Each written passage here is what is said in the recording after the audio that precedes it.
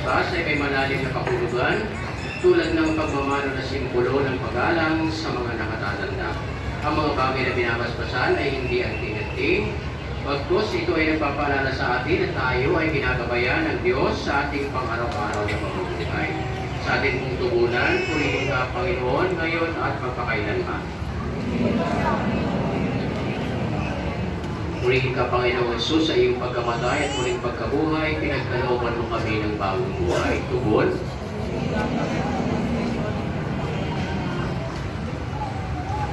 Basa mula sa sulat sa mga Hebreo. Alalahanin ninyo ang inyong mga pinuno na nagsabi sa inyo ng salita ng Diyos. Isipin ninyo kung paano nagwakas ang pamumuhay nila at tularan ninyo ang kanilang pananampalataya. Si Jesucristo kahapon ang sarili mismo ngayon at magpakailanman. Kaya natin tayo magkalay sa Diyos ang kanyang pinagpuri at kilala sa kanyang pangalan sa pamamagitan ni Jesus. Makiisa kayo sa pamayanan at gumawa ng mabuti. Ito ang aking kalugod-lugod sa Diyos. Ang salita ng Diyos.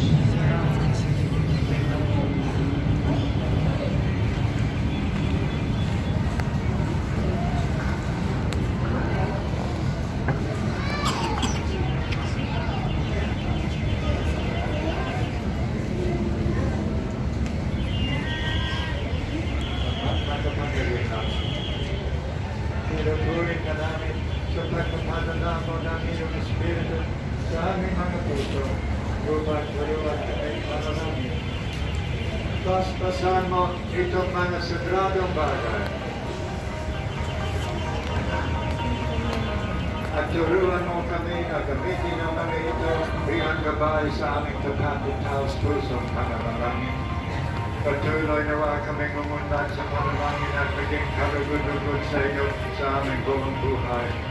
Lahat ng kapuri at bawalhati ay mako sa iyo, Ama, sa pamamagitan ni Kristo ang aming tagapagligtas, kasama ng Espiritu Santo, Diyos at masawalang hanggan. Amen.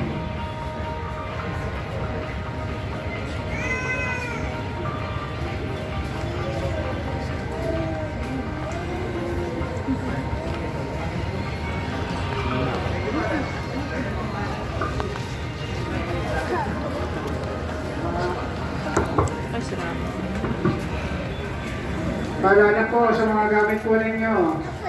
Ingatan po. Wallet, cellphone, yung mga bag.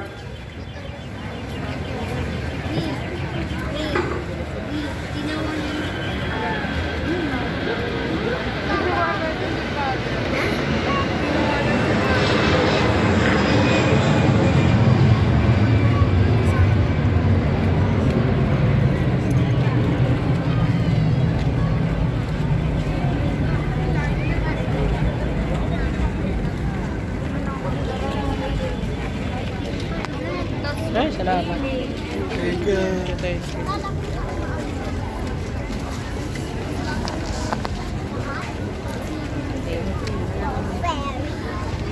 Happy birthday, Mama.